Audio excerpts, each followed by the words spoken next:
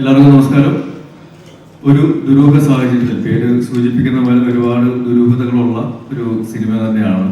പക്ഷെ ആ ദുരൂഹതകൾ സാധാരണ നമ്മുടെ മലയാളികളുടെ ദൈനംദിന സംഭാഷണത്തിൽ വരുന്ന ഒരു വാക്കാണ്, അല്ലെങ്കിൽ യൂസ് ചെയ്യുന്ന ഒരു വാക്കാണ് ദുരൂഹ സാഹചര്യം എന്നുള്ളത്. കൂടുതലും ഗൗരവമേറിയ സാഹചര്യങ്ങളിലാണ് നമ്മൾ ആ വാക്ക് ഉപയോഗിക്കാറുള്ളത്. പക്ഷെ ഇതില് ഈ പടത്തിലെ ഈ ദുരൂഹ സാഹചര്യം എന്ന് പറയുമ്പോൾ അതില് ഗൗരവമേറിയ വിഷയത്തോടൊപ്പം തന്നെ നർമ്മവും അല്ലെങ്കിൽ ആക്ഷേപഹാസ്യവും പിന്നെ പൊതുവേ നമ്മൾ കണ്ടിട്ടുള്ള രതീഷ് ബാലകൃഷ്ണൻ പൊതുവായ സിനിമകളിൽ നിന്നും എന്തെങ്കിലും വ്യത്യസ്തമായ സാധനമുണ്ട്, കുറച്ചുകൂടി ഒരു ആക്ഷൻ സീക്വൻസുകളും കൂടെ ഉള്ള ഒരു സിനിമയാണ് ഒരു ദുരൂഹ സാഹചര്യത്തിൽ. അപ്പൊ അതുകൊണ്ട് ഗൗരവമേറിയ സിനിമ എന്നതിനപ്പുറം അതിനോട് ഒരു ഒരു നമ്മുടെ സമൂഹത്തിലെ പല കാര്യങ്ങളും ആക്ഷേപഹാസ്യ രൂപത്തിൽ പറയുന്ന, നർമ്മത്തിൽ കലർന്ന് പറയുന്ന, കുറച്ചുകൂടി ഇമോഷണൽ കോഷ്യൻ്റുള്ള ആക്ഷൻ സീക്വൻസുകളുള്ള ഒരു സിനിമയാണ് ഒരു ദുരൂഹ സാഹചര്യത്തിൽ. അതെല്ലാവർക്കും ഇഷ്ടപ്പെടുമെന്നുള്ള വിശ്വാസത്തിൽ അതിനു വേണ്ടിയുള്ള എല്ലാ എഫേർട്ടും ഞങ്ങൾ എടുത്തിട്ടുണ്ട്, ആത്മാർത്ഥമായിട്ട് ചെയ്തിട്ടുണ്ട്.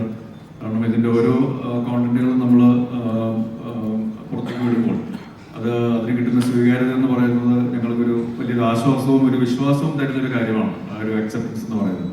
അപ്പോൾ അത് തീർച്ചയായിട്ടും 15-ാം തീയതി വിഷുക്കാലത്ത് തിയേറ്ററിൽ വരുമ്പോൾ അതിനേക്കാളും നല്ല രീതിയിൽ അത് ആൾക്കാരെ, പ്രേക്ഷകരെ എന്റർടൈൻ ചെയ്യിക്കും എന്നുള്ളൊരു വിശ്വാസവും അത് ഒരു വിഷു കൈനീട്ടമായിട്ട് പ്രേക്ഷകർ സ്വീകരിച്ച് വിജയിപ്പിക്കും എന്നുള്ളൊരു പ്രാർത്ഥനയുമുണ്ട്. Thank you. അതുപോലെ തന്നെ ഞങ്ങൾ നേരത്തെ ഇന്റർവ്യൂ ചെയ്തപ്പോൾ ജാഫറൊക്കെ പറഞ്ഞൊരു കാര്യമുണ്ട്, ഇതിലെ ഹെയർ സ്റ്റൈലിനെ പറ്റി ഞങ്ങൾ ചോദിച്ചു. വളരെ വ്യത്യസ്തമായിട്ടുള്ളൊരു ഹെയർ സ്റ്റൈലാണ്. ആൻഡ് അപ്പൊ റോളിനെ പറ്റി ഒന്ന് പറയൂ ജാഫറിക്ക. അതായത് റോളിനെ കുറിച്ച് പറഞ്ഞു ഇപ്പൊ ഇതല്ല അങ്ങനെയല്ലായിരുന്നു. ഇത് എൻ്റെ പേര് ഈ സിനിമയിൽ ജാഫർ ഖാൻ തന്നെയാണ്, ഇടുക്കിക്കാരൻ തന്നെയാണ് ഈ സിനിമയിൽ ഞാൻ. പിന്നെ എനിക്ക് ഡയറക്ടർ ആദ്യ ഒരു പടത്തിൽ അദ്ദേഹത്തിൻ്റെ കൂടെ കനകം കാമിനി കനകം അതിനകത്ത് അഭിനയിച്ച ഒരു പരിചയമുണ്ട്. അതുകൂടാതെ ആ ടൈം തൊട്ട് എനിക്ക് കുറച്ച് ആത്മബന്ധമുണ്ട്. പിന്നെ നമ്മുടെ സ്റ്റീഫൻ സാർ എനിക്ക് ഇടയ്ക്കിടയ്ക്ക് പടം തരുന്ന ഒരാളാണ്. അദ്ദേഹം എല്ലാവരും ആലോചിച്ച് പറഞ്ഞ് അതുപോലെ നമ്മുടെ നായകൻ സാറും എല്ലാവരും കൂടി വിളിച്ചിട്ടാണ് ഞാൻ എല്ലാവരും കൂടെ ആലോചിച്ച് പറയ്ക്കുകയാണ് ഞാൻ ഈ സിനിമയിൽ ചെയ്തത്. എനിക്കൊരു നല്ല വേഷമാണ് ഇതിനകത്ത് തന്നിരിക്കുന്നത്. അപ്പോൾ ഇത് നിങ്ങൾ കണ്ടതിനകത്തുനിന്ന് നിങ്ങൾക്ക് മനസ്സിലാക്കാൻ പറ്റും ഞാൻ ഇത്രയും കൂടുതലായിട്ടൊരു സിനിമ എന്ന് പറഞ്ഞാൽ ഞാൻ മെയിൻ ചെയ്യുന്ന ഒരു 3-4 പടം ഇറങ്ങിയിട്ടുണ്ട്, അതല്ല ഞാൻ പറഞ്ഞത്. അല്ലാതെ ഇങ്ങനത്തെ വലിയ പടത്തിൽ എനിക്ക് ഏറ്റവും കൂടുതൽ അദ്ദേഹത്തിൻ്റെ കൂടെ തന്നെ നിന്ന് ചെയ്യാൻ പറ്റിയ ഒരു സിനിമയാണ് ഒരു സാഹചര്യത്തിൽ.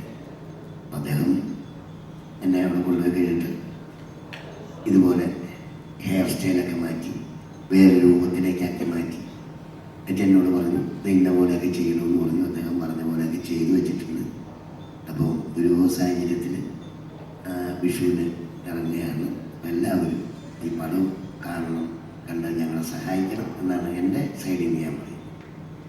അപ്പം എല്ലാവരും നിങ്ങളും മീഡിയക്കാരെല്ലാവരും എല്ലാ നാട്ടുകാരും ഈ പടം വിജയിപ്പിക്കണമെന്ന് പറയുന്നു. അടുത്ത റൗണ്ടിൽ ഞാൻ പറഞ്ഞ പോലെ ഇനി എന്നെ പറയണമെന്ന് പറഞ്ഞു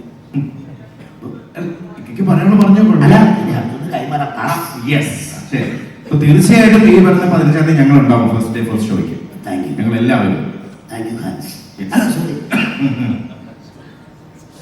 അതെ ശംഭു 2ാമത്തെ പ്രാവശ്യം തിരിക്കുന്നതല്ലേ?